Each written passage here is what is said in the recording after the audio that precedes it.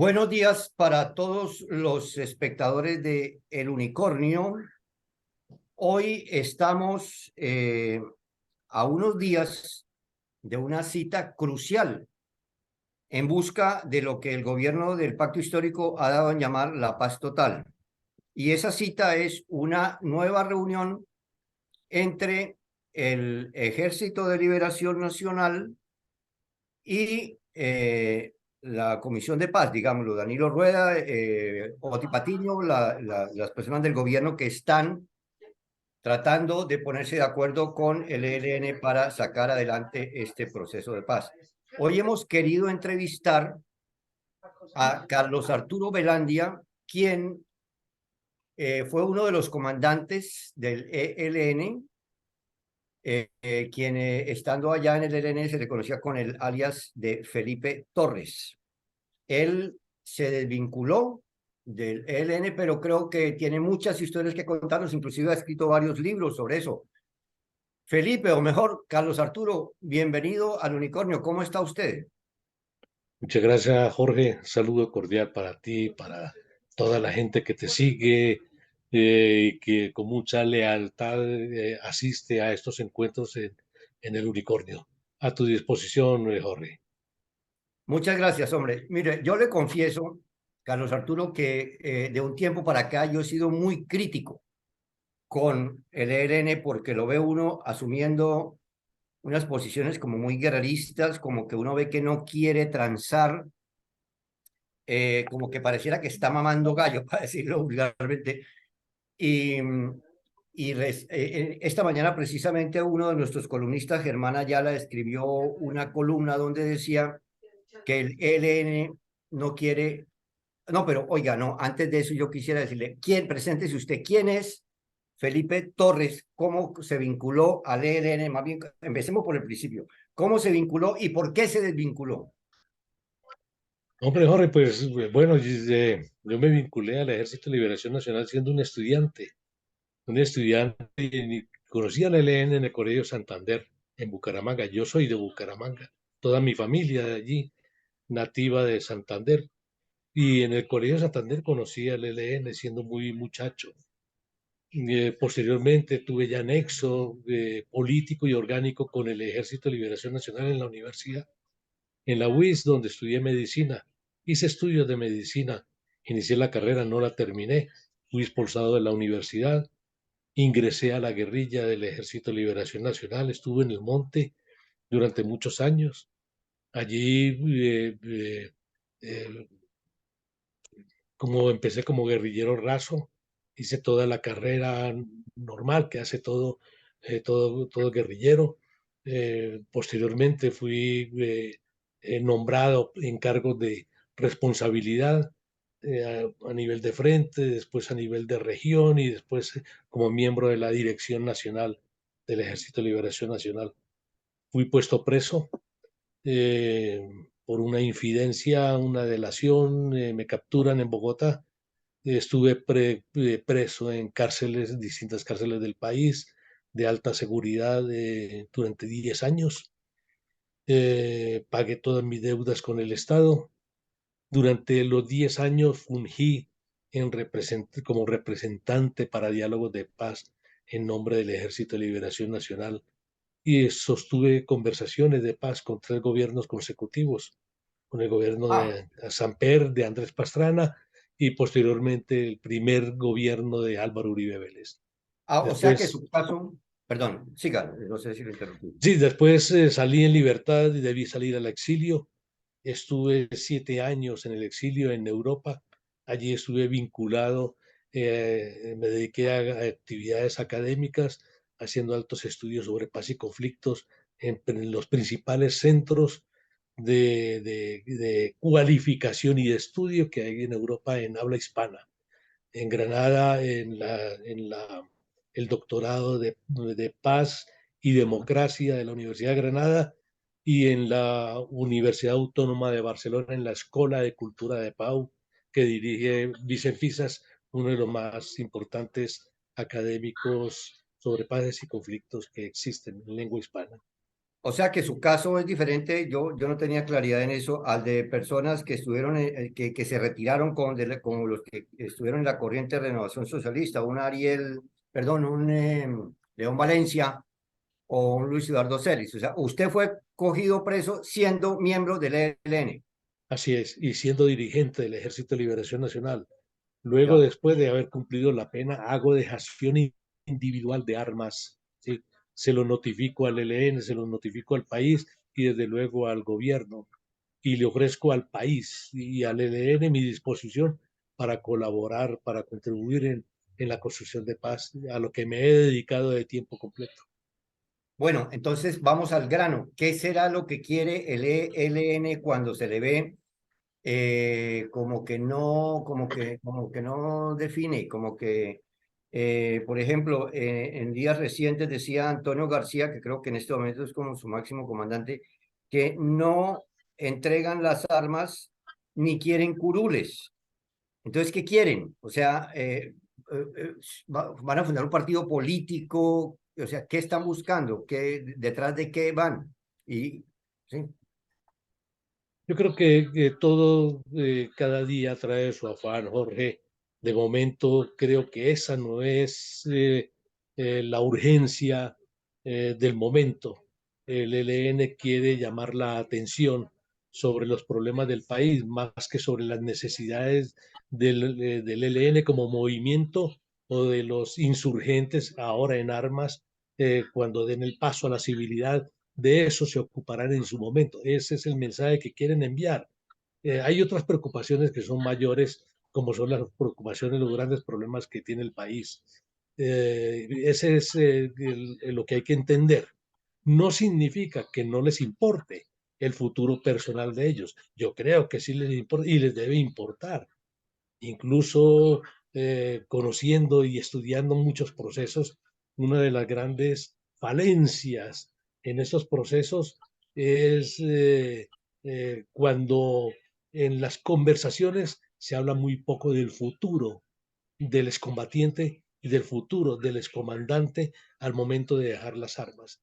Esas cosas hay que hablarlas y hay que hablarlas con mucha seriedad y con mucha responsabilidad eh, para que no se generen situaciones posteriormente de deserciones, de retornos a la violencia, de desencantos, porque los acuerdos se les puso el acento en otros planos y menos en la reinserción o la normalización del combatiente.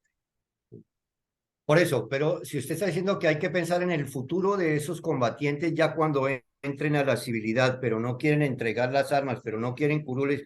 Un columnista del Unicornio esta mañana decía, planteaba una hipótesis, que de pronto lo que quieren es en sus zonas de influencia quedarse con sus armas para convertirse en algo así como en un protectorado, en un sitio que ellos mismos cuidan, algo así como unas autodefensas de izquierda, o sea, ¿cómo así que no van a entregar las armas? Es que resulta como incomprensible un proceso de paz en el que se conversa con un grupo guerrillero, pero no entregan las armas.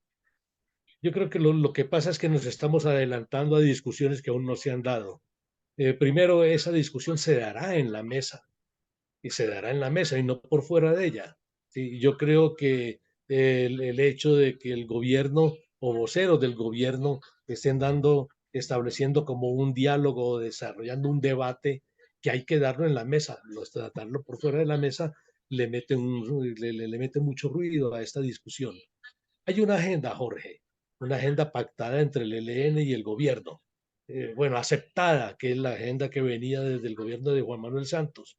Ya han hecho algunos ajustes, pero van a darle continuidad, le están dando continuidad a esa agenda. En esa agenda hay un punto que tiene que ver con el final del conflicto. Y en el final del conflicto van a tener que tratar el asunto de las armas. No hay que anticiparse a ese punto y esperar respuestas desde ahora porque no las va a haber, ¿sí? Las habrá en su momento cuando lo discutan, sobre la base de que ya se haya avanzado en otros terrenos, se hayan logrado acuerdos y se haya dado un proceso de implementación de acuerdos básicos, donde se demuestre y se construye la confianza y se demuestre capacidad y disposición a cumplir lo que se pacta. Pero usted sí es consciente o no de que hay como un ambiente hacia el ELN como de negativismo, como de que tienen la impresión de que no quieren negociar.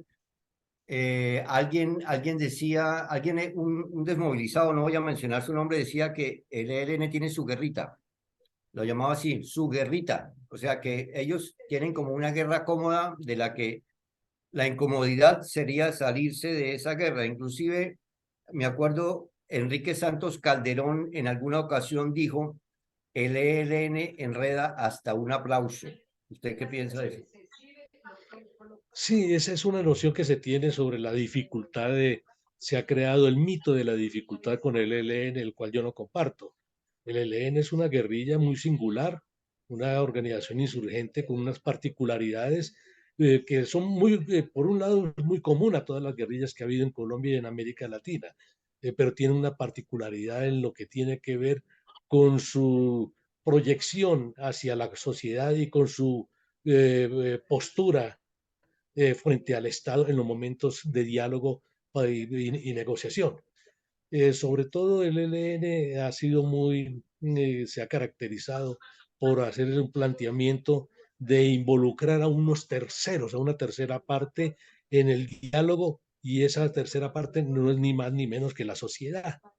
Esto ha hecho muy complicado poder dirimir un proceso entre dos partes, que debiera ser como se hizo con todas las demás, que se hicieron procesos transaccionales entre las guerrillas y el gobierno, y se llegaron a acuerdos. Aquí Pero se que, busca, es un proceso transformacional, y por eso se vincula a un tercero. Y ahí es por donde eso, está pero la ese tercero, dificultad. si ese tercero es toda la sociedad, ¿cómo pretenden involucrar a toda la sociedad? O sea, llevarla a la mesa de negociación, ¿de qué manera? Representadas por etnias, por comunidades, por departamentos, ¿cómo es la cosa? Y también se ha escuchado que lo que quieren es la revolución por decreto. O sea, qué quiere decir eso, meter la sociedad?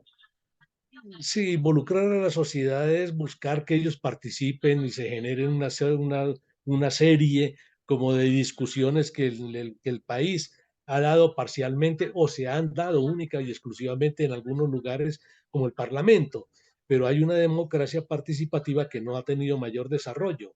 El ELN busca que esa democracia participativa que se plantea en la Constitución tenga un mayor desarrollo y que gente de los territorios puedan participar.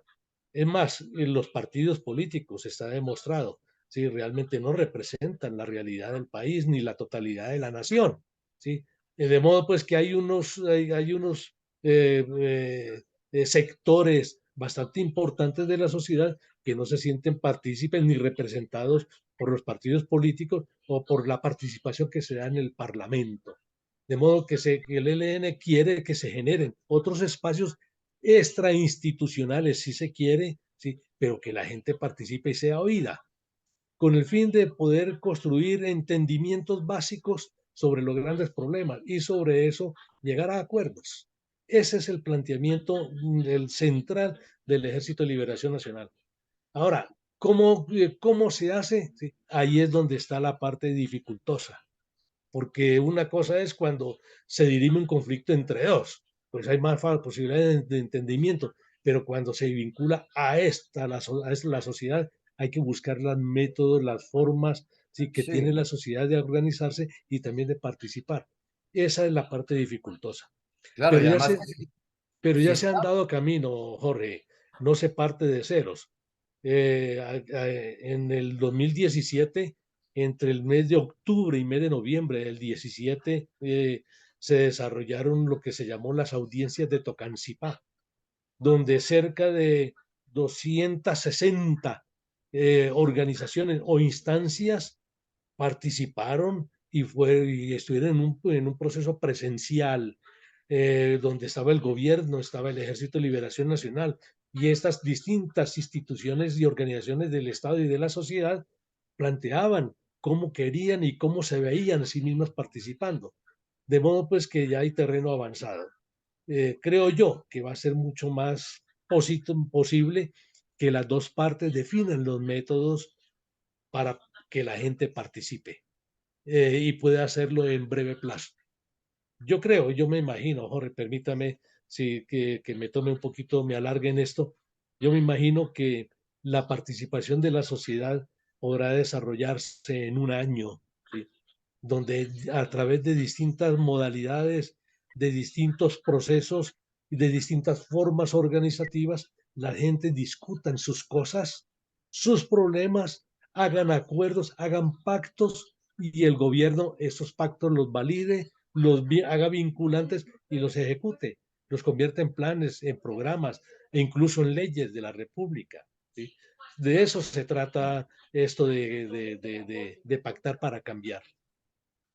Bueno, esperemos que no se vuelva una cosa muy engorrosa, digamos que los colombianos tienen la esperanza de que los 4 años duren ahí conversando y conversando y alargando y prolongando, en fin, pero yo le preguntaría ya casi para terminar, ¿qué mensaje les enviaría usted a sus compañeros del ELN como sugerencias para, para favorecer el proceso y a la vez qué mensaje le mandaría usted al gobierno? Bueno, primero que todo, al conjunto de la sociedad le diría decir, que hay que tener mucha imaginación y creatividad, pero también una disposición hacia participar a algo que se les está invitando. El gobierno quiere que la sociedad participe, el ELN, por supuesto, hace esa propuesta, ¿no? Y este es un gobierno que busca la participación, ¿sí? No en balde.